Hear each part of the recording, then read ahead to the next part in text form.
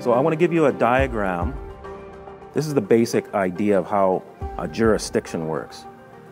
This is you, and you work at Walmart, and you work in the automotive department.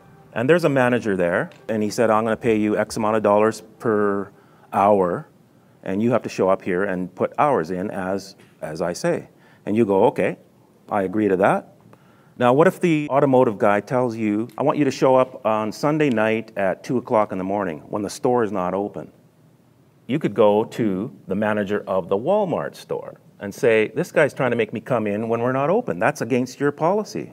The automotive manager cannot make you do something that's outside the jurisdiction of the Walmart store. Now, the Walmart store is in Detroit. This is a corporation. So now Walmart, because it's in Detroit, has to obey the rules of Detroit. Now, outside of Detroit is Michigan.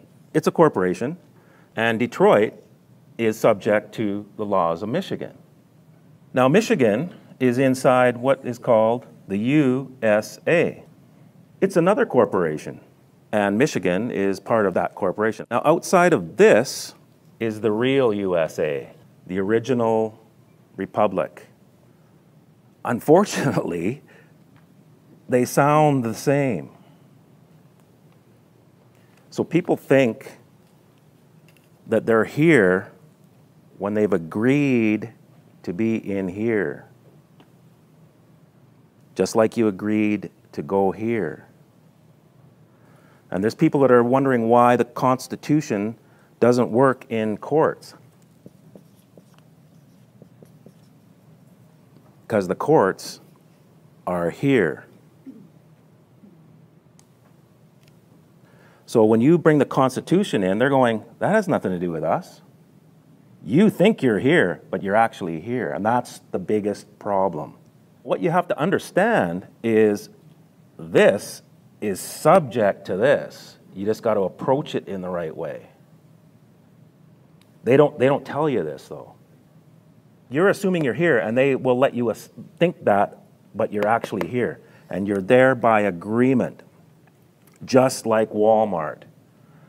Now, there's another set of laws called the law merchant. This law merchant is a set of laws to govern what we call commercial law or admiralty law. Outside of this USA, and actually part of this Republic of USA, which is the original, this is where the Constitution is what's called the common law. So the United States was founded on the common law, as was Canada, and they are still both functioning, but you got to know how to invoke them.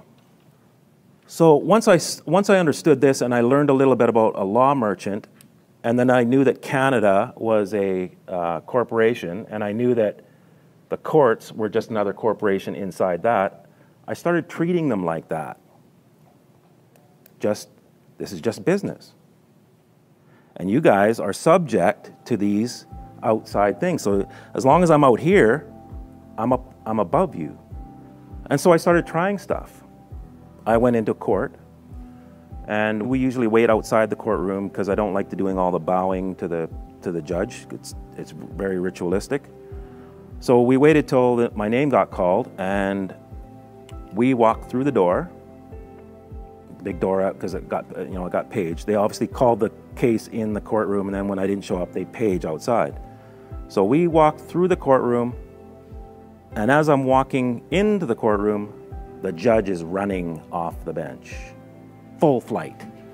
Cape blowing, out the door, and I went, what was that? And everybody else in the room was the same thing, like, what's going on?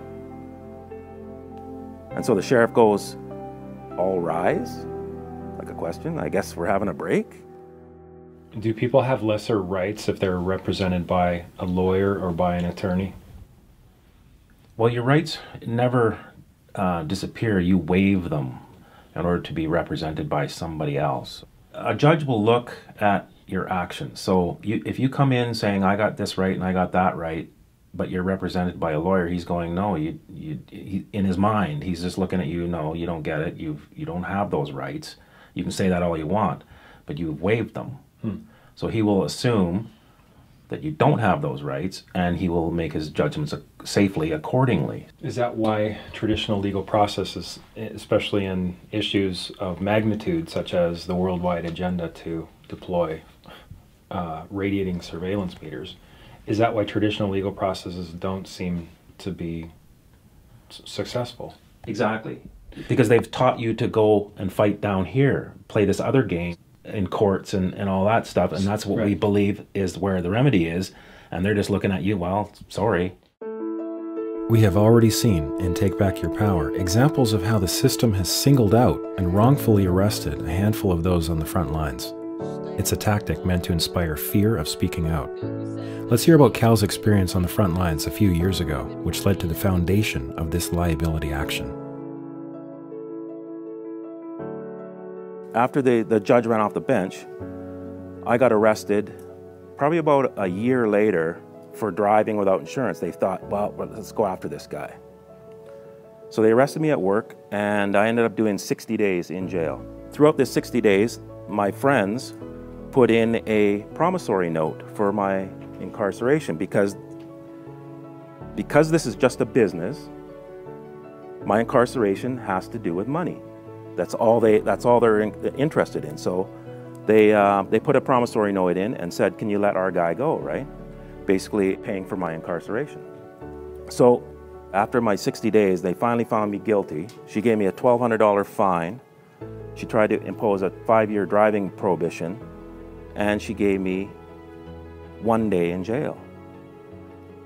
So I said, well, if you try and give me the 5-year driving prohibition, you're going to be causing me harm. So she dropped that right away, and the prosecutor went, like, why did you do that? Because I'm treating her like a business. I'm negotiating with her. And she knew it. So she dropped that. And then I said, on the 1 day in jail, she gave me 59 days credit. So I said, I want to talk about the 59 days credit, because that seems like how do I get 59 days credit, right? So I got 1 day in jail and 59 days credit. So she said, okay. All right, this is an important point. In offering the 59 days credit, right after Cal just did 60 days, the judge publicly admitted on the record that Cal was wrongfully imprisoned. But you can't give time back, and both the judge and Cal realized this. I said, the 59 days credit that you just offered me, in business, has to equal the amount of a promissory note that was put in by my friends. And she goes, what? And I said, there was a promissory note put in by my friends. She goes, what? And everything's done in threes. And so I started to say it again, and then she goes, okay. She says, where was it put? I said, I believe it was put at 222 Main Street, where I was in the court. And she goes, okay. And where in the courtroom? I said, with the clerk of the court. She says, okay. So I said, I want the 59 days credit you just offered me to equal the promissory note that was put in. And so she said, okay. And she goes, how much was the promissory note? And I said, $300 million. Yeah, that's exactly what happened. There was a lot of lawyers in the back behind me, and they all were shocked, and she just about swallowed her tongue and put the gavel down and left the room. So I made a deal with a corporation called the Court, with the banker that's sitting on the bench. Through all that, I ended up writing a document very similar to what you're going to see. And what ended up happening was a bunch of people in high-level politics left their job without notice. What I'm showing you is a very similar document to this that has ramifications that make people in very high places very uncomfortable. I also want to show you that this jurisdictional idea actually keeps going. So the document that I've written goes into these upper jurisdictions, which are what we would call spiritual jurisdictions. Now, they're not seen, but I can tell you when you start to write documents to the Queen, etc., which I did, and call in her oath, you start to see them getting very squirmy. So you know something's there. And will, to the best of my ability, and will, to the best of my ability, preserve, protect, and defend preserve, protect, and defend the Constitution of the United States. the Constitution of the United States. So help you God. So help me God. So when government officials in the United States, for example, swear an oath to defend the Constitution, they do so up here, but meanwhile, they're running their corporation down here and assuming we're all down there with them, because that's what our actions indicate. When we receive benefits from the state, or when we petition or appeal, or even when we vote, we are doing so down here and thus agreeing to their claim of legitimacy. So the next time the age-old question comes up, how the heck can they be getting away with this? You now have your answer. It's by our unconscious agreement. But as the system of oaths is still running up here, that tells us that the Constitution and the Republic are both still functioning. Public officials that, like the governor, they've all taken an oath of office. They've only promised to do one thing. That's all they promise is they support, when they take an oath of office, they say, I promise to support the Constitution. All you have to do is accept their oath, and this is my strong opinion, because I'm just looking for a way to stop the madness. They've taken an oath to support the Constitution. If you accept their oath in writing, then they're obligated. There's a contract between the two of you. So if they don't honor your constitutional rights when you put them on notice, in my strong opinion, through my research, then they're not protected by their title. They're personally liable because they've stepped outside their role. So once we're aware of this, we can then operate from up here. We can call any government agent on their oath, and we can invoke their liability. By the way, this is the same setup in Canada and virtually every country.